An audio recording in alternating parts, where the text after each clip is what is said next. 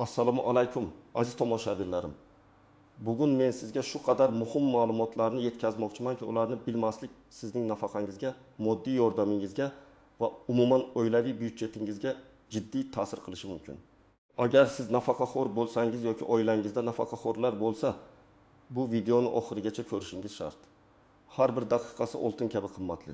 Shuning uchun hoziroq kanalga obuna bo'lib, ushbu videoga like bosishni unutmang.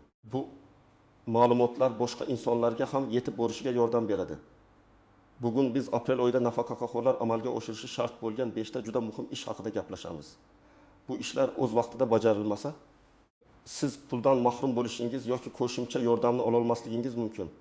Ishoning, juda ko'p odamlar bu nuanslarni bilmasligi sababli o'z qonuniy pul mablag'laridan quruq qolishadi. Ilgari nafaqa tizimi biroz boshqacharoq edi. Ko'p jarayonlar avtomatik tarzda inson ishtakisi amalga oshirilardi yoki talablar unchalik qat'iy emasdi. Hujjatlar to'plami ham soddaroq edi. Masalan, 5-10 yil oldin nafaqa olishda yoki uni qayta hisoblashda ba'zi narsalar deyarli avtomatik tarzda amalga oshirilardi. Chunki ma'lumotlar bazalari hali to'liq raqamlashtirilmagan edi va byurokratik jarayonlar nisbatan sekin edi. Ko'pincha keksalar biron bir narsani o'tkazib yuborsa ham vaziyatni keyinroq to'g'rilash imkoniyati bo'lardi. Ammo hozir vaziyat butunlay o'zgargan. Hukumat nafaqa tizimini raqamlashtirishga jiddiy e'tibor qaratmoqda. Ma'lumotlar bazalari yangilanmoqda, barcha jarayonlar shaffof va ochiq bo'lishi talab etilmoqda. Endi har bir qadam hisobga olinadi va aniq muddatlarga rioya qilish shart. Agar siz biror muddatni o'tkazib yuborsangiz, masalan, biron bir arizani topshirish yoki hujjatni yangilash muddatini tizim avtomatik ravishda sizga tegishli bo'lgan to'lovlarni to'xtatishi yoki ularni umuman hisoblamasligi mumkin. Bu esa sizning moddiy ahvolingizga juda jiddiy ta'sir qiladi. Shu sababli bugungi ma'lumotlarimiz nafaqaxo'rlar uchun havo va suv kabi zarurdir. Demak, aprel oyida nafaqaxo'rlar bajarishi shart bo'lgan birinchi narsa. Bu ayrim turdagi nafaqalarni qayta hisoblash uchun arizani topshirish yoki mavjud ma'lumotlarni yangilash. Kimlarga tegishli bu? Asosan bu nafaqaxo'rning mehnat staji yoki daromadlari haqida yangi ma'lumotlar paydo bo'lgan holatlar uchun muhimdir. Masalan, agar siz nafaqaga chiqqandan keyin ham ishlashni davom ettirgan bo'lsangiz, lekin hali nafaqangiz qayta hisoblanmagan bo'lsa, aprel oyi oxirigacha tegishli hujjatlarni taqdim etishingiz kerak. Bu shuni anglatadiki, siz qo'shimcha mehnat stajiga ega bo'lganingiz uchun nafaqangiz miqdori oshishi mumkin. Keling, bir misol keltiraylik. Tasavvur qiling, 65 yoshli Anvar aka nafaqaga chiqqan, lekin yana 2 yil davomida ishini davom ettirgan. U shu 2 yil davomida olgan oylik maoshidan davlat ijtimoiy sug'urta badallarini to'lagan. Odatda bu badallar nafaqa miqdoriga ta'sir qiladi.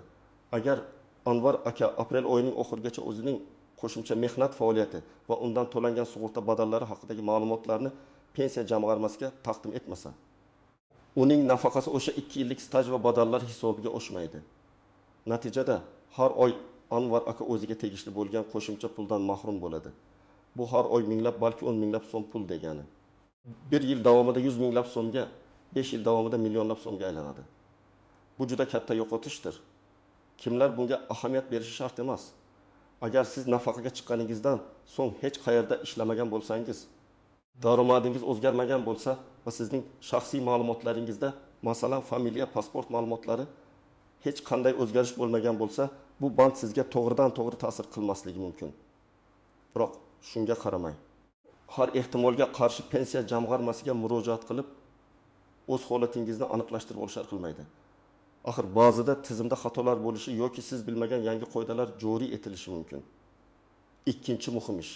Bu kam ta'minlangan oilalardagi nafaqaxo'rlar uchun mo'ljallangan bir martalik moddiy yordam yoki qo'shimcha imtiyozlarni olish uchun arizalar topshirish.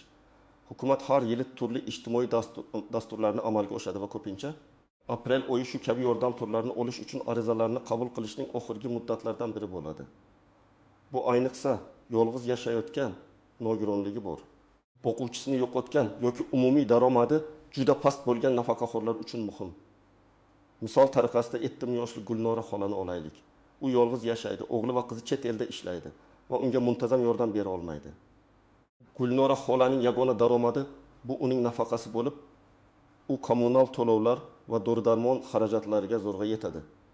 uning qo'shnilari orqali eshitishicha, kam ta'minlangan oilalar uchun bir martalik moddiy yordam ajratilar ekan. Agar Gulnora xola aprel oyining oxirigacha mahalladagi ijtimoiy himoya bo'limiga murojaat qilib, o'zining kam ta'minlanganligini tasdiqlovchi hujjatlarni, masalan, oila daromadlari haqida ma'lumotnoma taqdim etmasa, unga bu yordam berilmaydi. Bu esa uning yozgi mavsumga tayyorgarlik ko'rishiga, kiyim-kechak yoki oziq-ovqat xarid qilishga yordam beradigan bir necha 100 ming so'm puldan mahrum bo'lishini anglatadi. Ba'zida bu yordam hatto kommunal to'lovlar uchun qarzini yopishga ham yordam berishi mumkin. Har bir tiyin muhim bo'lgan bir paytda bunday yordamdan voz kechish katta xatodir. Kimlar uchun bu band unchalik dolzarb emas. Agar sizning daromadingiz yetarli bo'lsa, siz boshqa imtiyozlardan foydalanayotgan bo'lsangiz yoki sizning moddiy ahvolingiz yaxshi bo'lsa, bu sizga to'g'ridan-to'g'ri ta'sir qilmaydi. Lekin atrofingizdagi muhtoj nafaqaxo'rlarga bu ma'lumotni yetkazish orqali siz ularga katta yordam berishingiz mumkin. Uchinchi muhim ish. Bu kommunal to'lovlar uchun subsidiya yoki kompensatsiyalarni olish uchun arizalarni yangilash yoki topshirishdir. Ba'zi hollarda nafaqaxo'rlar kommunal xizmatlar uchun to'lovlarda ma'lum bir miqdorda chegirma yoki kompensatsiya olish huquqiga ega bo'ladilar. Bu ayniqsa isitish mavsumi tugab, yozgi davr boshlanadigan aprel oyida dolzarb bo'ladi. Chunki kommunal xizmatlar tariflari yangilanishi yoki imtiyozlar muddati tugashi mumkin. Keling, misol bilan tushuntiray. Farg'onada yashovchi 75 yoshli Boboqul ota o'z uyida yolg'iz istiqomat qiladi. U uzoq yillar davomida elektr energiyasi va gaz uchun subsidiya olib keladi. Ammo har yili aprel oyida bu subsidiyalarni qayta ro'yxatdan o'tkazish yoki ularni olish uchun arizani yangilash shart. Chunki uning daromad holati yoki uy-joy sharoiti o'zgarishi mumkin deb hisoblanadi. Agar Boboqul ota aprel oyining oxirigacha tegishli tashkilotga, masalan, Xalq banki yoki mahalladagi ijtimoiy xizmatlar bo'limiga murojaat qilib, arizasini yangilamasa, may oyidan boshlab unga beriladigan subsidiyalar avtomatik tarzda to'xtatiladi. Bu degani, u elektr va gaz uchun to'liq narxda to'lashga majbur bo'ladi. Bu esa uning nafaqasining katta qismini tashkil qilishi mumkin. Agar u har oy 50 ming so'm miqdorida subsidiya olgan bo'lsa, bu puldan mahrum bo'ladi va yiliga 600 mingdan 1 million 200 ming so'mgacha ortiqcha xarajat qilish kerak bo'ladi. Bu nafaqaxo'r uchun juda og'ir yukdir. Kimlar bunga diqqat qilishi shart emas. Agar siz kommunal to'lovlar uchun hech qanday subsidiya yoki kompensatsiya olmasangiz va ularga ehtiyoj sezmasangiz, bu band sizga tegishli emas. Ammo agar ilgari olgan bo'lsangiz yoki shunday imtiyozlar borligini bilmasangiz, darhol tekshirishingiz kerak. 4-muhim ish. Bu nogironlik nafaqasini oluvchi shaxslar uchun tibbiy ko'rikdan o'tish muddatini nazorat qilish va zarur bo'lsa, uni aprel oyida o'tkazish.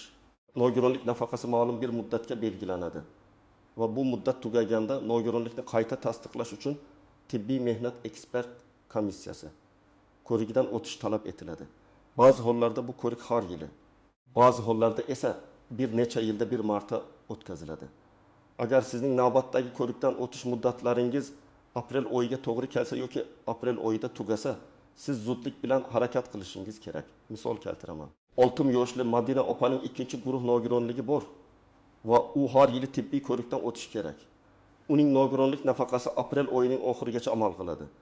Agar Madina opa aprel oyida TMI komissiyasidan o'tmasdan nogironligini qayta tasdiqlamasa, uning nafaqasi may oyidan boshlab to'xtatiladi. Uning yagona daromadi shu nafaqa bo'lgani sababli buning hayotini juda og'irlashtiradi.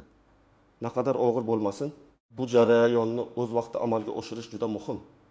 Agar nafaqa to'xtatilsa, keyinchalik uni tiklash juda ko'p ovoragarchilik va vaqt talab qiladi. Ba'zan esa to'xtatilgan davr uchun nafaqa qayta hisoblanmay qolishi ham mumkin. Bu bir necha 100 ming so'mdan bir necha million so'mgacha pulni yo'qotish degani. Kimlar bunga ahamiyat berishi shart emas. Agar siz oddiy yoshga doir nafaqa olsangiz va nogironligingiz bo'lmasa, yoki sizning nogironligingiz doimiy tarzda belgilangan bo'lsa va qayta ko'rikdan o'tishingiz talab etilmasa, bu band sizga tegishli emas.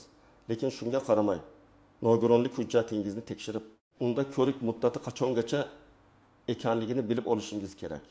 Va nihoyat 5-muhim ish. Bu raqamli savodxonlikni oshirish bo'yicha maxsus dasturlar yoki onlayn xizmatlardan foydalanish uchun imtiyozlar. Bugungi kunda davlat nafaqaxo'rlarning raqamli savodxonligini oshirishga katta e'tibor qaratmoqda. Shu maqsadda turli kurslar tashkil etiladi. Ba'zan esa ularni muvaffaqiyatli tamomlagan nafaqaxo'rlarga bir martalik to'lovlar, internet xizmatlariga chegirmalar yoki mobil aloqa uchun imtiyozlar berilishi mumkin. Aprel oyi odatda bunday dasturlarga ro'yxatdan o'tish yoki ulardan foydalanish uchun oxirgi muddatlardan biri bo'ladi. Misol uchun, Toshkentda yashovchi 18 yoshli Xolida opa hozirda bank xizmatlaridan foydalanishda, kommunal to'lovlarni to'lashda o'g'li yoki nabirasi yordamida harakat qiladi. U bu ishlarni mustaqil bajarishni juda istaydi. U mahalla markazida bo'ladigan keksalar uchun raqamli texnologiyalar kursiga yozilgan edi. Kurs aprel oyida tugaydi. Agar Xolida opa kursni muvaffaqiyatli tugatib sertifikat olsa, unga bank tomonidan bir martalik 100 ming so'm miqdorida bonus yoki bir yil davomida internet xizmatlariga 20% chegirma taqdim etilishi mumkin. Bu imtiyozlar uning byudjetiga sezilarli darajada yengillik beradi. Agar u kurs tugatmasa yoki sertifikat olmasa, bu imtiyozlardan mahrum bo'ladi. Bu shunchaki pul yutqazish emas, balki mustaqillik va zamonaviy jamiyatga integratsiya qilish imkoniyatini ham yo'qotish demakdir. Kimlar bunga ahamiyat berishi shart emas. Agar siz allaqachon kompyuter va smartfon bilan erkin ishlay olsangiz, onlayn xizmatlardan mustaqil foydalansangiz, bu sizga to'g'ridan-to'g'ri ta'sir qilmaydi. Ammo agar sizda bu borada bilimingiz yetarli bo'lmasa va mustaqil bo'lishni istasangiz, bu imkoniyatni qo'ldan boy bermang. Endi esa ushbu qoidalarning ba'zi istisnolari, tuzoqlari va noaniq jihatlari haqida gaplashaylik. Birinchidan, har bir viloyat yoki tuman o'ziga xos mahalliy imtiyozlarga ega bo'lishi mumkin. Siz yashayotgan joydagi hokimiyat yoki mahalliy ijtimoiy himoya bo'limlari nafaqaxo'rlar uchun qo'shimcha yordam dasturlarini joriy etishi mumkin. Bu haqda faqatgina o'z mahallangizda yoki tumaningizdagi pensiya jamg'armasi bo'limida aniq ma'lumot olish mumkin. Misol uchun, qishloq joylarda yashovchi keksalar uchun ko'mir yoki o'tin sotib olishda chegirmalar berilishi mumkin. Shaharlarda esa jamoat transportidan bepul foydalanish imtiyozlari mavjud bo'lishi mumkin. Bu haqda hech kim sizga uyma-uy yurib aytmaydi. Siz o'zingiz so'rashingiz kerak. Ikkinchidan, ma'lumotlarning eskirishi. Ba'zida nafaqaxo'rning pasport ma'lumotlari, yashash manzili yoki bank rekvizitlari o'zgarishi mumkin. Agar bu o'zgarishlar pensiya jamg'armasi ma'lumotlar bazasiga kiritilmagan bo'lsa, sizning nafaqangizni olishda muammolar yuzaga kelishi mumkin. Masalan, bank kartangiz amal qilish muddati tugagan bo'lsa, uni almashtirish va yangi kartangiz ma'lumotlarini pensiya jamg'armasiga bildirish shart. Aks holda, nafaqa puli sizning hisobingizga tushmasdan turib qolishi mumkin. Bu oddiy holatdek tuyulishi mumkin, lekin juda ko'p nafaqaxo'rlar bu kichik detalni unutib, keyin yugur-yugurlar bilan shug'ullanadi. Uchinchidan, rasmiy veb-saytlarga e'tibor bering. Barcha muhim ma'lumotlar, yangi qonunlar, farmonlar va imtiyozlar haqidagi xabarlar pensiya jamg'armasining rasmiy veb-saytida. Adliya vazirligining portali yoki davlat xizmatlari markazi orqali e'lon qilinadi. Ba'zan ijtimoiy tarmoqlarda yoki norasmiy manbalarda noto'g'ri yoki eskirgan ma'lumotlar tarqalishi mumkin. Har doim rasmiy manbalarga ishonchingiz komil bo'lsin. Agar sizda internetdan foydalanish imkoniyati bo'lmasa, farzandlaringiz yoki nabiralaringizdan shu ma'lumotlarni tekshirib berishlarini so'rang. To'rtinchidan, byurokratik tuzoqlar. Hujjatlarni topshirishda ba'zan biror qog'ozning yetishmasligi yoki noto'g'ri to'ldirilganligi sababli arizangizni rad etishlari mumkin. Masalan, agar siz nafaqangizni qayta hisoblash uchun murojaat qilsangiz va ish joyingizdan berilgan ma'lumotnomada imzolar yoki muhrlar yetishmasa, sizni yana qayta yugurtirishlari mumkin. Shuning uchun har qanday hujjatni topshirishdan oldin uning to'g'ri va to'liq ekanligiga ishonch hosil qiling. Agar shubhangiz bo'lsa, pensiya jamg'armasi mutaxassisiga oldindan murojaat qilib, qaysi hujjatlar kerakligini aniq bilib oling va ularni to'liq tayyorlab boring. 5-dan, uzoq muddatli rejalashtirish. Aprel oyi boshqa yillik tadbirlar uchun ham muhim bo'lishi mumkin. Masalan, agar siz bog'bonlik bilan shug'ullanadigan nafaqaxo'r bo'lsangiz, may oyida ekish mavsumi boshlanadi va aprelda bog'dorchilikka oid ba'zi subsidiyalar yoki imtiyozlar uchun arizalar qabul qilinishi mumkin. Bu borada ham mahalliy hokimiyatga yoki qishloq xo'jaligi bo'limlariga murojaat qilish orqali bilib olish mumkin. Endi esa amaliy maslahatlarga o'tamiz. Siz nima qilishingiz kerak? Qaysi joyga borish kerak? Qaysi hujjatlarni to'plash kerak va nima yozish kerak? Birinchi ish bo'yicha nafaqani qayta hisoblash uchun 1. Qayerga borish kerak? Yashash joyingizdagi pensiya jamg'armasi bo'limiga. Agar siz uydan chiqa olmasangiz, ishonchli vakil orqali murojaat qilishingiz mumkin, lekin buning uchun notarial tasdiqlangan ishonchnoma kerak bo'ladi. 2. Qaysi hujjatlarni to'plash kerak? Pasport, mehnat daftarchasi, asli va nusxasi. Agar siz nafaqaga chiqqaningizdan keyin ishlagan bo'lsangiz, ish joyingizdan mehnat stajini tasdiqlovchi ma'lumotnoma va daromadlar haqidagi hujjat, masalan, ish haqi to'g'risida ma'lumotnoma. Uchun nima yozish kerak? Pensiya jamg'armasi xodimi sizga namunaviy arizani beradi. Uni to'ldirishingiz kerak. Unda siz nafaqangizni qo'shimcha mehnat stajini hisobga olgan holda qayta hisoblashni so'raysiz. Ariza matni odatda shunday bo'ladi. Men familiya, ism, otasining ismi, fuqaro nafaqamni yildan yilgacha ishlagan davrimdagi qo'shimcha mehnat staji va to'langan sug'urta badallarini hisobga olgan holda qayta hisoblashingizni so'rayman. Ikkinchi ish bo'yicha kam ta'minlangan oilalarga moddiy yordam. 1. Qayerga borish kerak? Mahalladagi ijtimoiy himoya bo'limiga yoki inson ijtimoiy xizmatlar markaziga.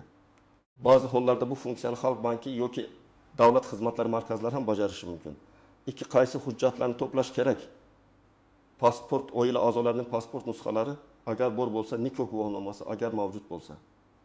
Nogironlik guvohnomasi, agar mavjud bo'lsa, oilaning daromadlari haqida ma'lumotnoma, ish joyidan, pensiya jamg'armasidan, yer uchastkasi daromad haqida va yashash joyidan ma'lumotnoma. Nima yozish kerak? Mahallaning mas'ul xodimi yoki inson markazi xodimi sizga yordam beradi. Ariza namunasi beriladi, uni to'ldirasiz. Unda siz kam ta'minlanganlik holatingizni va moddiy yordam olish istagingizni bayon qilasiz. 3. Ish bo'yicha kommunal to'lovlar uchun subsidiya kompensatsiya. Qayerga borish kerak? Asosan Xalq bankining eng yaqin bo'limiga yoki davlat xizmatlari markaziga. Ba'zan mahalladagi ijtimoiy himoya bo'limlari ham bu jarayonga jalb qilinishi mumkin. 2. Qaysi hujjatlarni to'plash kerak? Pasport, uy joyga egalik huquqini tasdiqlovchi hujjat, kadastr hujjati, oila tarkibi haqida ma'lumotnoma. Oxirgi 3-6 oydagi kommunal to'lovlar uchun kvitansiyalar, oilaning daromadlari haqida ma'lumotnoma. 3. Nima yozish kerak? Davlat xizmatlari markazi yoki Xalq banki xodimi sizga maxsus blankani beradi. Unda siz kommunal xizmatlar uchun subsidiya yoki kompensatsiya olishni so'rab, o'z sharoitlaringizni ko'rsatasiz. 4. Ish bo'yicha nogironlik nafaqasini tasdiqlash uchun tibbiy ko'rik 1. Qayerga borish kerak?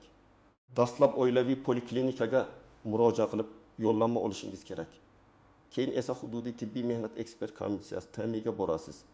2. Qaysi hujjatlarni to'plash kerak? Pasport, nogironlik guvohnomasi, tibbiy yo'llanma, poliklinikadan olingan, o'tkazilgan operatsiyalar, kasalliklar tarixi va davolash natijalari haqidagi barcha tibbiy hujjatlar, xulosa, tahlillar natijalari, epikrizlar. 3. Nima yozish kerak? Sizdan yozma ariza talab etilmaydi. Lekin TMIga borganingizda sizdan maxsus shakldagi savollarga javob berishingiz va o'zingiz haqingizda og'zaki ma'lumot berishingiz so'raladi. Komissiya o'z navbatida tibbiy hujjatlaringizni va sizning ahvolingizni o'rganib chiqib, tegishli xulosa beradi. 5. Ish bo'yicha raqamli savodxonlik kurslari va imtiyozlari. 1. Qayerga borish kerak? Mahalladagi yoshlar markazlari, kasb-hunar kollejlari negizida tashkil etilgan o'quv markazlari yoki keksalar uchun bilimlar markazlari mavjud bo'lsa, o'sha yerga. Ba'zan xalq ta'lim bo'limlari ham bu jarayonga jalb qilinadi. 2. Qaysi hujjatlarni to'plash kerak? Pasport va nafaqaxo'r guvohnomasi.